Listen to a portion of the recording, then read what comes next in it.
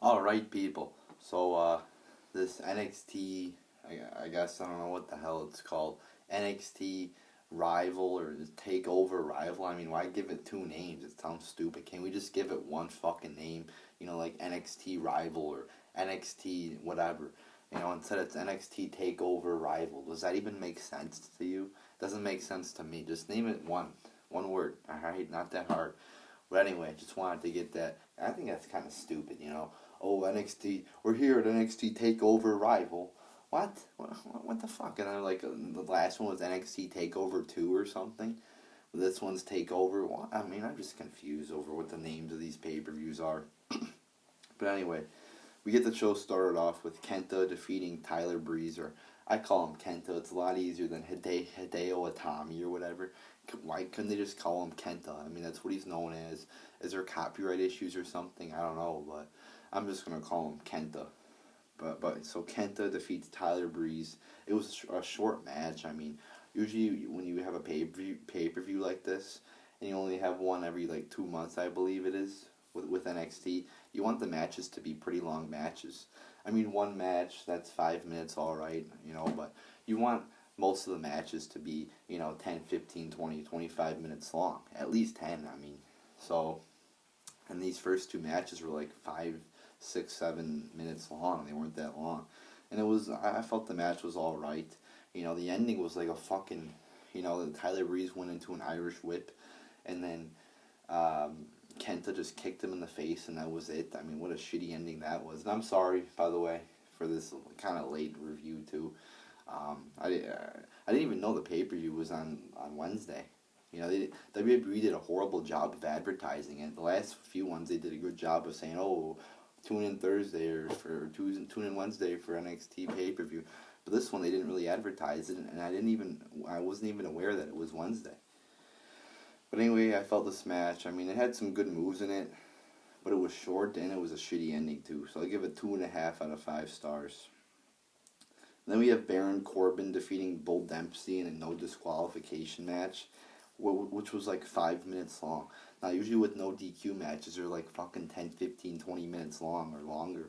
They're not 5-minute matches. What the hell is this? And there was like no hardcore moments here. I mean, what's up with that? You usually expect at least a few hardcore moments. I mean, we had a few chair shots or whatever. I don't even fucking remember. All I remember is there wasn't any hardcore moments, really. It was like a fucking 5-minute match. I mean, what a fucking horrible match. We'll give it a half star out of 5. Half star out of 5. Just stupid, short, and it wasn't exciting, wasn't extreme. I don't get it. Then we get this team. I forgot their fucking names. I don't even know if they have a name, but they're the tag champions defeating the Lucha Dragons. I thought it was decent. It took a while for the match to get going, but there was 2 bad botches in there to begin the match. You know, botches kind of disrupt the flow of the match and kind of, you know, pulls down the match a little bit. But they got going and they put on some good wrestling there, especially at the last half. So I'll give it 2.75 out of 5 stars. Not a horrible match or anything. I mean, they had a few good moves in there.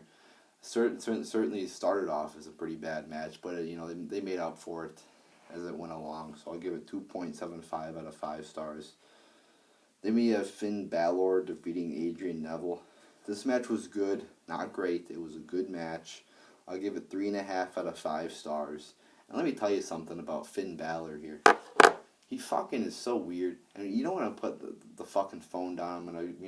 Because when I'm gonna rant, when I'm gonna go into a good rant here, I like to put the fucking phone or iPod down. But so here we go. Here's a rant on Finn Balor. He fucking paints his face black. Like, what's up with that? What's up with painting your face? I don't get that fetish. The Usos do it. What the fuck is the point of painting your face? That's just gonna get in the way. It's just gonna fucking, if you sweat, it's gonna get in your eyes. Why the hell would you paint your face black? What is that gonna do? It's gonna do nothing. It's a waste of time. It's a waste of energy. It doesn't make any sense. You know, maybe if you're fucking 4 years old and you're confused and, you're given paint in class and they tell you to finger paint, well, maybe then you could paint, you accidentally paint your face, but A grown man painting his face. You have to be kidding me. And then he's like crawling down to the ring. What's the point? What's this supposed to mean? I mean, these are grown men we're talking about, and it's all right to get a little bit weird or a little bit, out of the ordinary, I guess. But this isn't good. It's not good. There's a good way to get out of the ordinary and make it seem weird in a cool way. This isn't it. He's like crawling down to the ring, acting like a fucking tard, painted in black, and I don't get it. I just don't see where this is coming from or how this is entertaining or good or whatever. So anyway, we get the match. The match, again, it was good. Had some good spots in there and shit. Both seemed like pretty good wrestlers, especially Neville. Neville's, I've seen him wrestle many matches, Neville, and he's a fucking awesome. They should put him in the fucking main roster right now.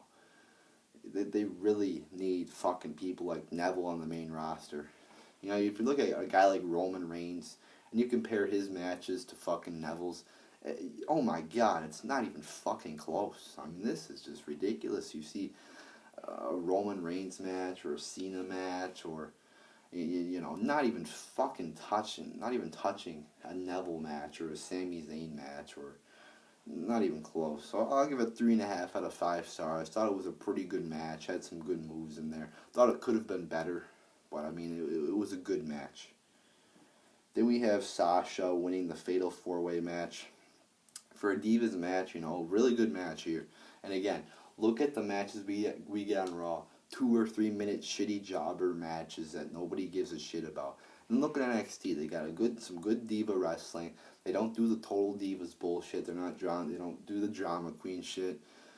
With the Bella Twins. Oh, John Cena left the house for 10 minutes and I couldn't see him. And none of that bullshit. We don't get any of that bullshit on fucking NXT. It's just, women going out there and wrestling, putting on good fucking wrestling matches. That's what I want to see. I don't want to see any of this total diva bullshit. I don't want to see that, alright? It fucking bogs down the Divas division, which bogs down my life, which, all in all, it just bogs down the whole product.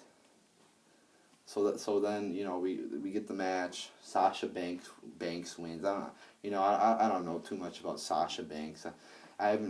She hasn't really caught my eye. She hasn't really put on that many good matches. But I mean, actually as of late, it might seem like, it's hard to keep track of all these NXT people since I don't watch it that much. But she looks to be kind of improving from what I saw like a long time ago watching this product. So I don't know, but Charlotte was definitely a good wrestler, and she did have the belt for quite a long time, I believe. So I mean, I guess you could say it's time for her to give it up, but I wouldn't even have minded her, holding on for the belt for a few more months. But again, this was a good match, a really good match. 3.75 out of 5 stars. The problem I had though, kind of, was a roll up at the end. Thought they could have had a better finish, other than a roll up. Hit your finisher. Don't do a fucking roll-up. I mean, it just didn't look good. I would have preferred to see a definitive finish, if you want to put it like that. Then we have Owens defeating Sami Zayn. And I did not like this match. I was expecting way more out of this match. I mean, we've been spoiled with tons of great NXT matches. And this one really did not live up, and it's not going to be categorized as a great match, at least in my book of NXT matches. I just felt like it was kind of slow. Was there some good spots in there? Yeah, I mean, there was some good spots in there. But it was kind of slow at times. And I don't know, it just wasn't good. I didn't think it was that good. I didn't think it was that exciting. And I thought the ending, again, was kind of stupid. Why? Now let's see, why did Kevin Owens win? Or is that his name? I believe Kevin Owens. Why did he win? Because Sami Zayn bumped his head on his fucking move.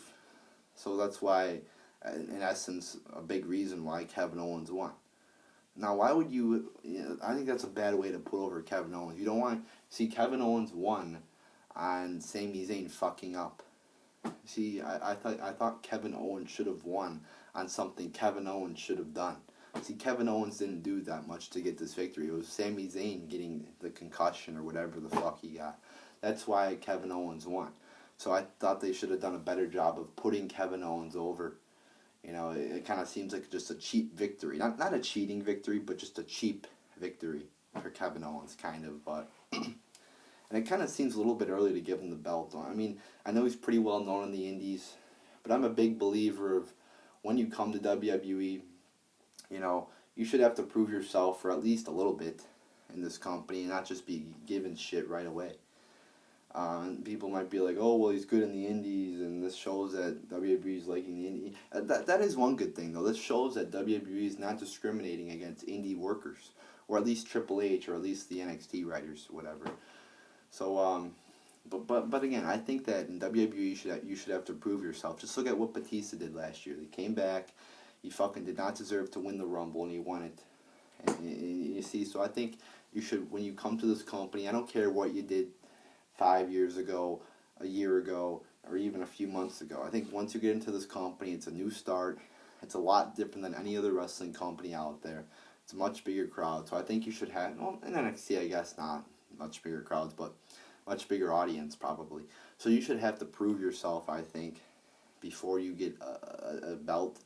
And I'm not saying Kevin Owens is bad. He certainly looks like a pretty good wrestler.